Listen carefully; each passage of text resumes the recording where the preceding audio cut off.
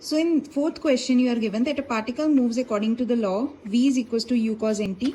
So search for the keyword. So this is your first keyword, and you have to find out the time when it first comes to rest, and you have to prove that it is U by n. So you are given that V is equals to U cos nt, right? So basically you can write it like this. It is dx by dt, right? Integrating it on both the sides, what do you get? You get x is equals to u by n sin nt plus c1, because integral of cause is sine. अब ये n कहाँ से आया? क्योंकि जब हम कोई भी ऐसे फॉर एग्जाम्पल कॉज 2x का इंटेग्रल करते हैं तो हम किस तरह से लिखते हैं? Sine 2x by 2. ये जो कोफिशिएंट होता है वो डिवाइड हो जाता है. डेरिवेटिव में मल्टीप्लाई होता था ना, तो यहाँ पे डिवाइड हो जाता है. तो x ये वैल्यू आ गई. अब इनिशियली आपको जो कंडीशंस हैं वो यहाँ पे अब सपोज करनी पड़ेंगी, यहाँ पे गिवन नहीं है. तो हम ये मान के चलते हैं कि जब t 0 है तो x भी 0 होगा, क्योंकि अगर मान लो कोई भी पार्टिकल जो है वो ओरिजिन से स्टार्ट हुआ है तो ओरिजिन पे तो टाइम भी 0 होता है और x भी जो उसकी पोजीशन है वो भी 0 ही होती है. तो जब इसमें पुट करेंगे तो c1 comes out to B 0, है ना. अब c1 0 है तो x आपके पास कितना आ गया?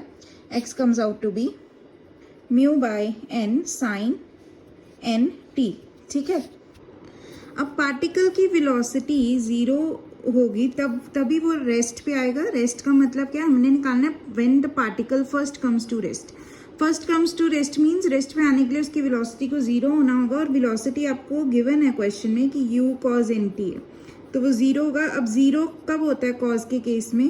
इट मीन्स cos nt 0, तो 0 cos के केस में होता है पाई बाई 2 पे, है ना.